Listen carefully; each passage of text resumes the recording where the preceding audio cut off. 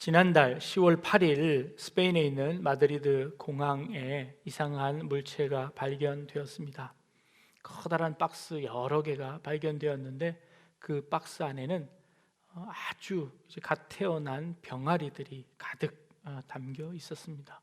총 26,000마리에 해당되는 그 병아리가 그 속에 있었습니다.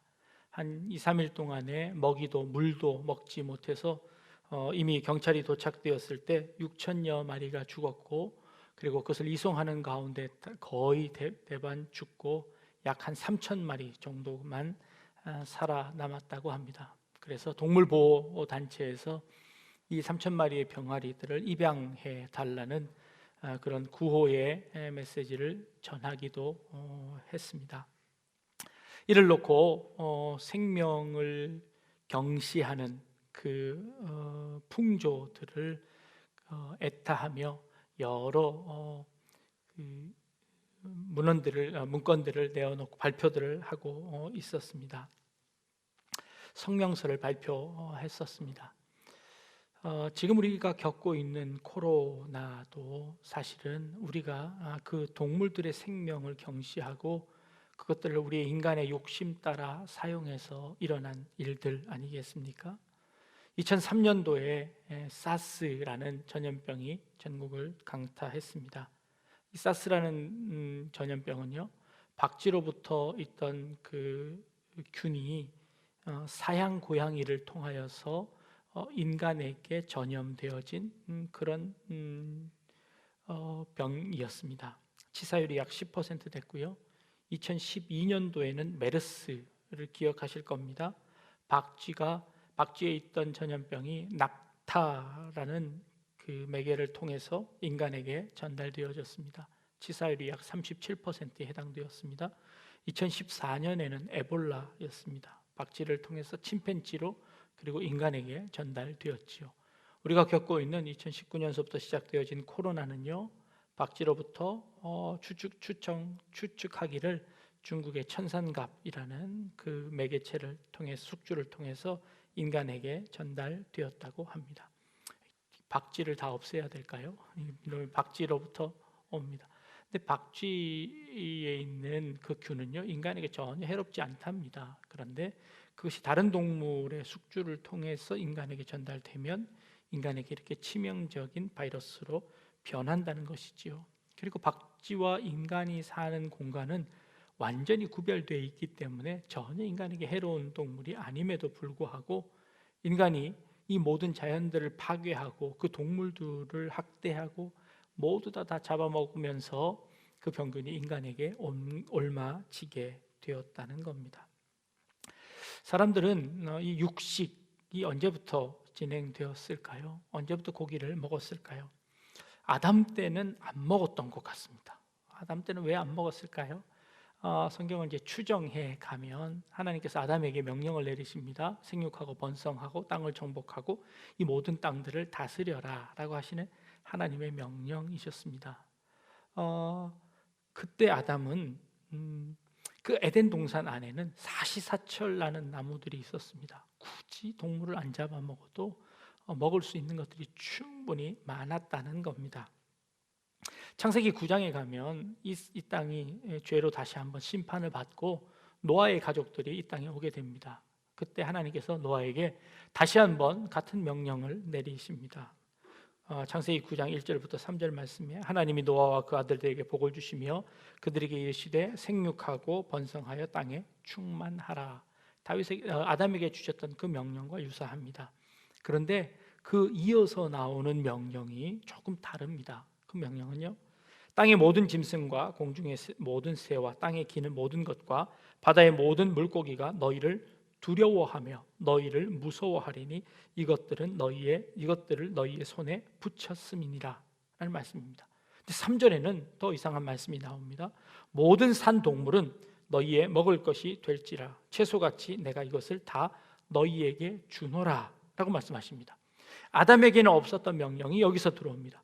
모든 생물을 다 너희에게 줄 테니까 너희의 채소처럼 다 먹으라 라는 그런 말씀이셨습니다. 아담에게는 주시지 않던 말씀을 노아에게는 그렇게 주셨다는 것이죠. 제가 신방을 다니다가 보면 요즘은 이제 애완동물을 키우시는 성도님들이 참 많습니다. 강아지를 키우시기도 하고 또 고양이를 키우기도 하십니다. 뭐 금붕어를 키우기도 하시고 뭐 조그만 물고기들을 키우는 분들도 많이 배웠습니다. 제가 신방 다니던 중에 참 이상한 생물을 키우는 분들을 한번 봤습니다. 집에 닭을 키우시는 겁니다. 이게 잡아먹기 위한 것이 아니라 애완으로 닭을 키우시는 분을 배웠는데요. 참 신기해서 여러 가지 여쭈어 보았습니다. 어떻게 닭을 키우게 되셨습니까?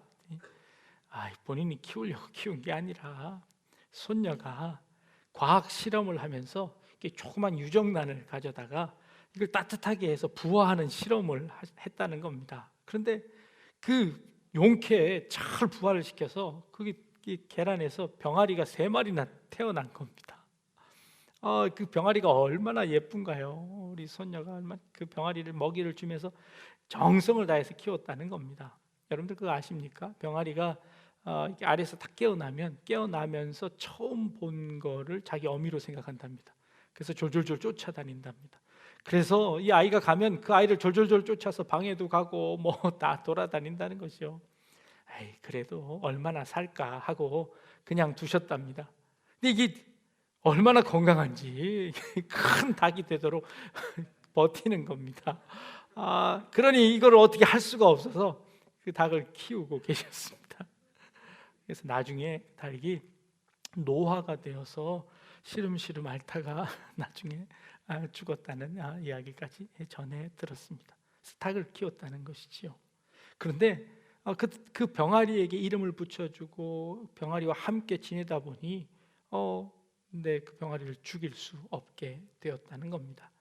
일본 작가의 소설 중에 이런 소설이 있습니다. 양에게 이름을 붙이고 만 소년이라는 소설이 있습니다. 이 소설의 내용은 이렇습니다.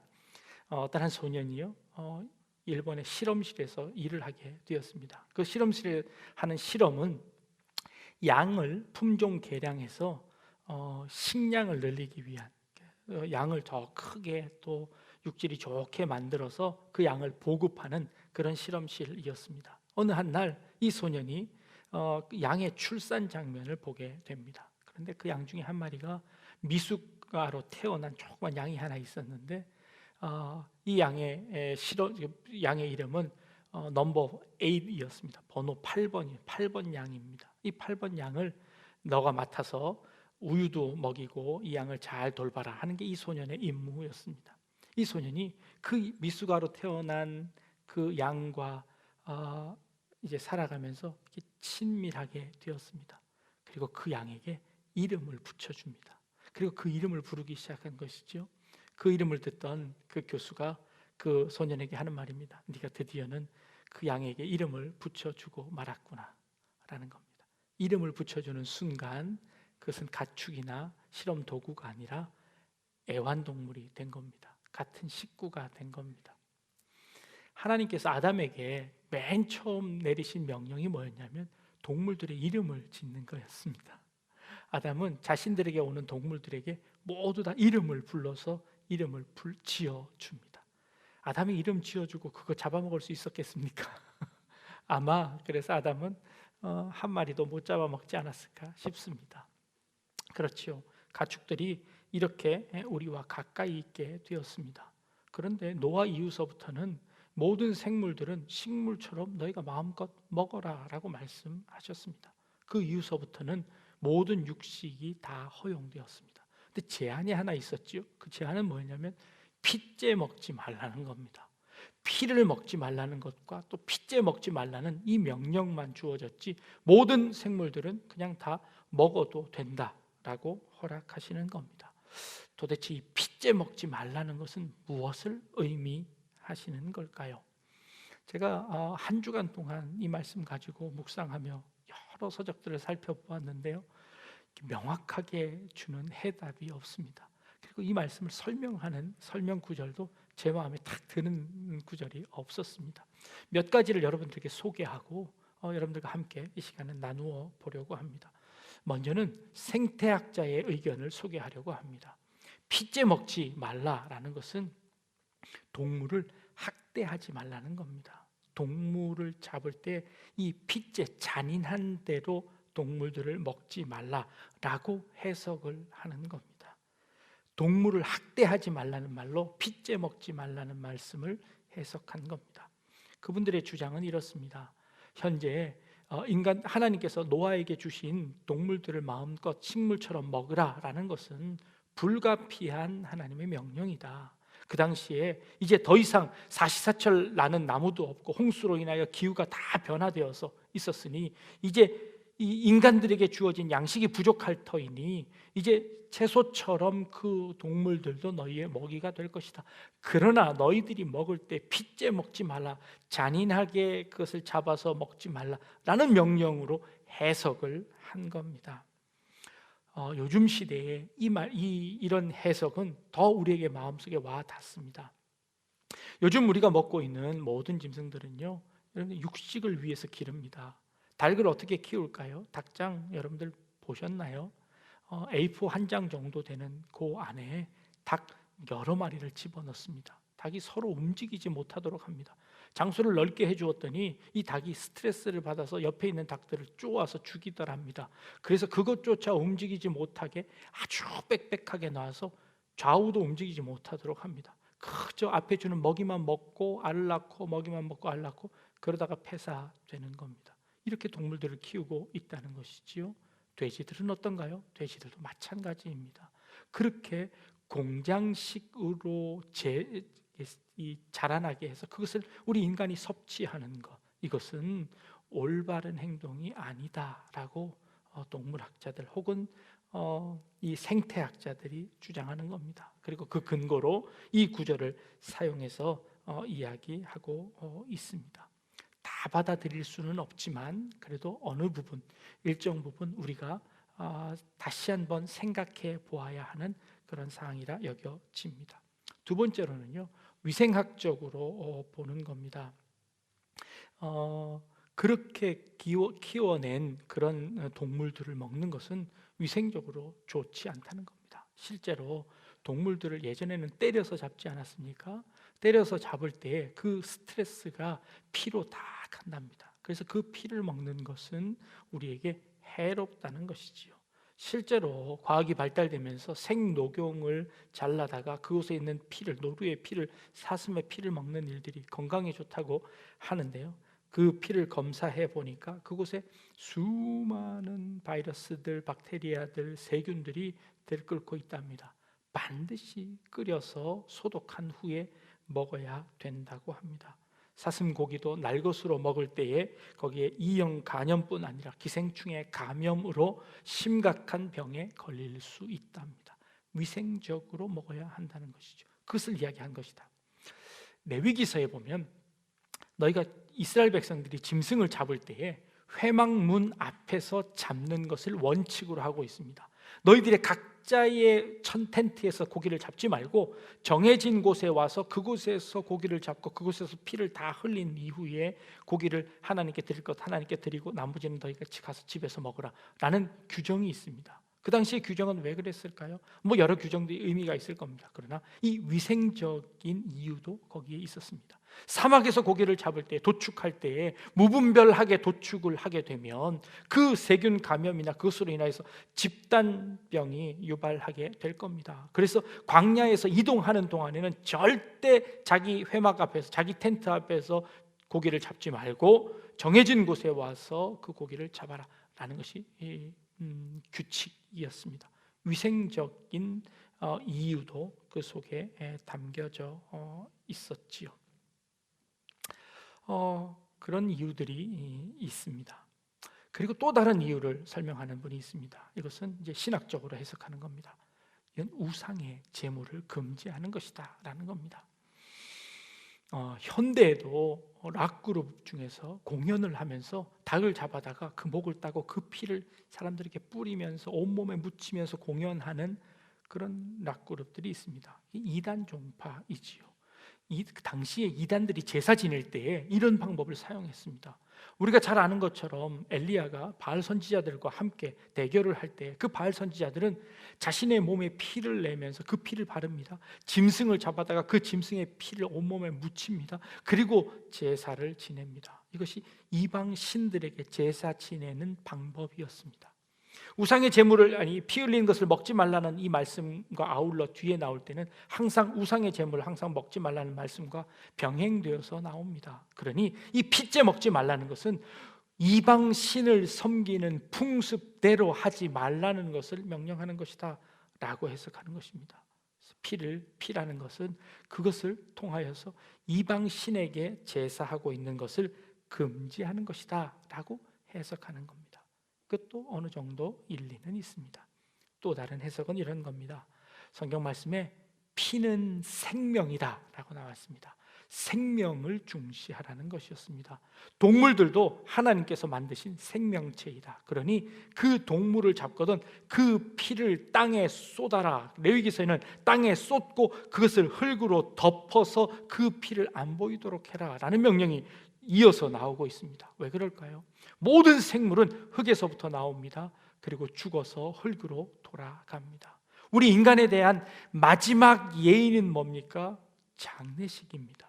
그 장례식에서 우리는 마지막 그 시신을 어떻게 합니까? 흙으로 돌아가게 합니다. 흙으로 돌아가게 하는 것이 마지막 예의를 갖추어서 그 생명에게 하는 예의입니다. 그렇다면 동물도 불가피하게 우리가 그것을 잡아서 먹지만 그러나 그 피, 생명되는 것은 흙으로 돌아가게 해라. 그래서 흙에다 모든 것을 다 쏟고 그것을 흙으로 덮어서 흙으로 돌아가도록 해라 라고 하는 것이다 라고 해석을 하는 겁니다. 그래서 피를 생명체 먹지 말아라 라는 그런 명령이지요. 현대에는 이 말을 어떻게 우리가 받아들일 수 있을까요?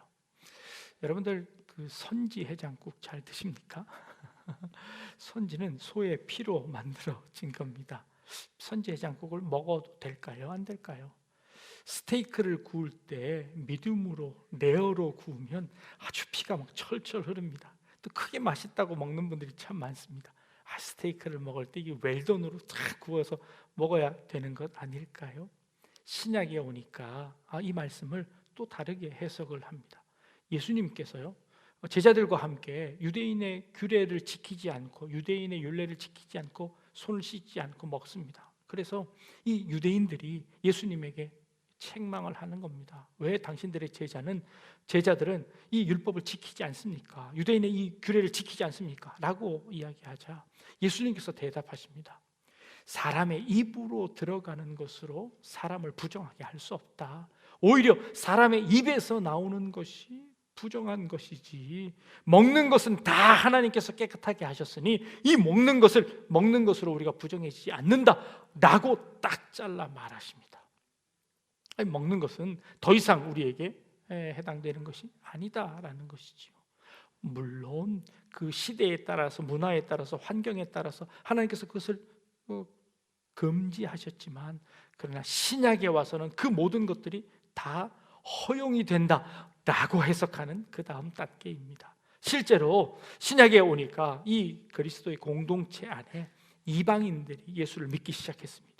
이 유대인들만 처음엔 예수를 믿었는데 이방인들이 그 복음의 소식을 듣고 이 교회 안으로 들어오는 겁니다. 그 교회 안에 들어왔던 사람들이요 우상의 제물도 먹었고 피도 마셨고 여러 가지 사람들이 다 있었습니다. 함께 식사 교제를 하는데 그들이 날 것을 그대로 먹는 겁니다. 그리고 돼지고기를 막 먹는 겁니다. 그러자 유대인들이 깜짝 놀랐습니다. 너희가 어떻게 예수님을 믿는다고 하나님을 믿는다고 하면서 돼지고기를 먹을 수 있느냐? 그건 먹으면 안 된다. 그것은 죄다 라고 이야기하는 겁니다. 그때였습니다. 하나님께서 베드로에게 환상을 보여주십니다.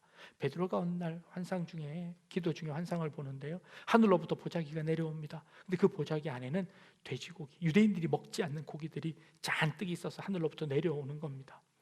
이것을 먹어라 라고 명령이 내려지죠. 베드로가 주님 나는 이거 평생에 먹어본 적이 없습니다. 나는 유대인으로서 율법을 잘 지켰습니다. 나는 이 고기 먹을 수 없습니다 라고 이야기합니다. 그러자 하늘에서 그것을 먹어라 라고 3번 강조하는 겁니다. 그러고 나서 환상에서 깨어납니다. 이게 도대체 무슨 뜻일까? 그런데 곧바로 이방인들이 먹는 문제가 생겨지는 겁니다.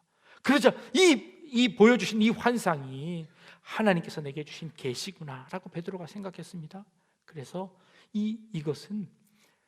이것으로 인해서 하나님의 복음, 예수 그리스도를 받는 복음이 방해되지 않도록 하자라고 해서 이 모든 먹는 것들을 다 해방시켜 줍니다. 다 먹어도 괜찮다.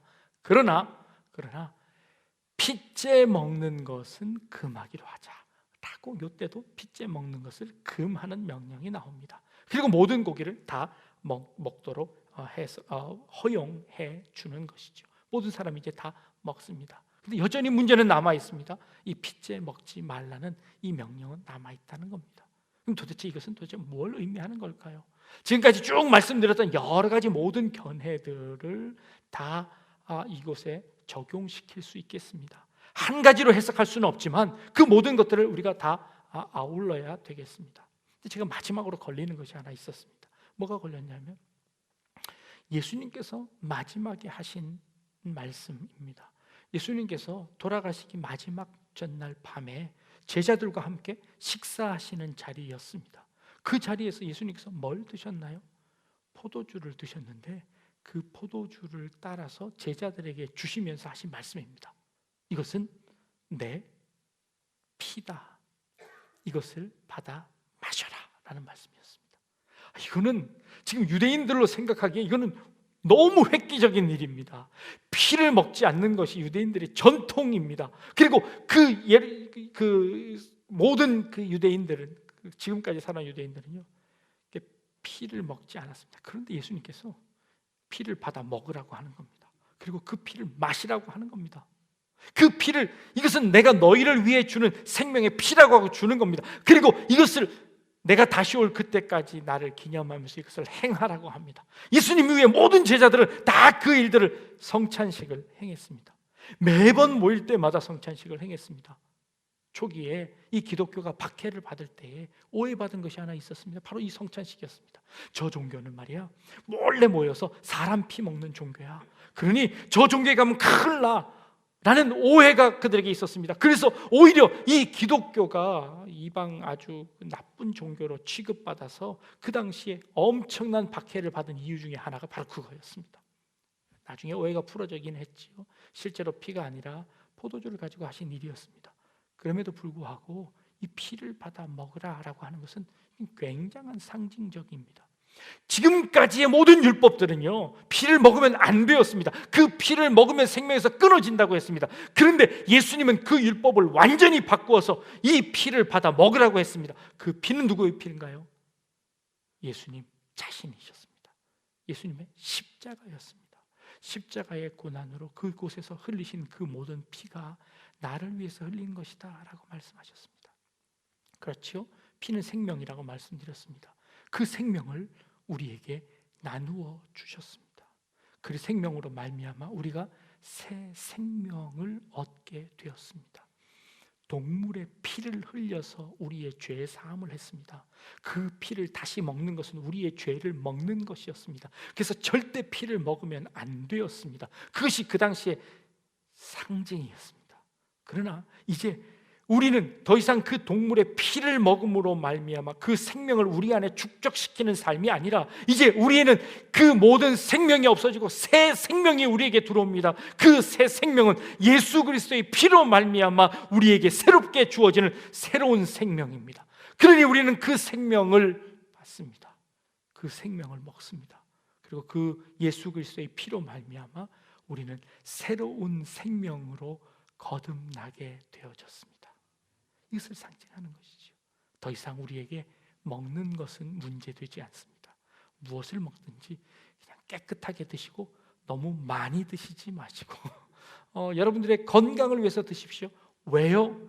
그리스도의 생명이 우리에게 들어와서 우리가 새 생명을 얻었습니다. 그리고 우리의 이 새 생명은 영혼뿐만 아니라 우리의 살아가고 있는 이 육체까지입니다. 이 모든 육체도 주님께서 우리에게 새 생명으로 우리에게 선물하신 것입니다. 그러기에 우리의 이 생명을 소중하게 여겨야 합니다. 내 생명이 소중하듯 내 옆에 있는 이웃의 생명도 소중합니다. 예수 그리스도의 몸값으로 사신 생명이기에 내 이웃의 생명도 소중합니다. 또한 하나님께서 우리에게 주신 여러 생물들도 소중합니다. 그것을 우리가 소홀히 다루었을 때 우리의 생명이 위협받습니다. 그러기에 우리의 생명을 유지하기 위해서라도 하나님이 주신 여러 생물들을 소중히 다루어야 하고 우리의 환경들을 소중히 다루어야 하는 것입니다. 이런 차원에서 지금까지 말씀드렸던 모든 해석들을 하나로 묶을 수 있게 되었습니다. 예수 그리스도께서 주신 참 생명, 예수 그리스도의 피로 주신 그 참 생명을 우리 안에 온전히 소유하는 방법이 바로 구약에서 말씀하신 핏째 먹지 말라고 했던 그 말씀이었던 것입니다. 그리고 지금 우리가 겪고 있는 이 혼란도 우리가 그 생명을 소중하게 다루지 못했기 때문에 결국 겪고 있는 그런 고난이라고 여겨집니다. 아니, 우리의 이 형벌이라고 여겨집니다. 지금이라도 여러분들의 생명, 주님께서 우리에게 새롭게 주신 그 생명을 소중히 다루고, 그리고 하나님께서 우리에게 선물로 주신 우리 주변에 있는 환경들을 우리가 소중히 관리함으로 말미암아 이 생명의 공동체가 우리에게 주신 이 생명의 자본들이 우리 가운데 넘쳐날 수 있기를 주님의 이름으로 축복합니다. 기도하겠습니다. 하나님, 생명은, 피는 그 생명이라고 말씀하셨고 예수 그리스도의 생명을 우리에게 주심으로 말미암아 새 생명을 허락하신 하나님께 감사와 찬양과 영광을 돌립니다. 우리에게 주신 이 생명 저희들이 잘 간수하고 관리하게 하시고 우리뿐만 아니라 우리 이웃, 더 넘어가 지구 안에 있는 이 모든 생태계를 저희들이 안전하게 지켜낼 수 있도록 잘 보호하고 관리할 수 있는 책임도 다할 수 있도록 주님 인도하여 주옵소서. 이 모든 것이 하나님의 은혜임을 깨달아 그 은혜를 감사함으로 살아가게 하여 주옵소서. 예수님의 이름으로 기도합니다. 아멘.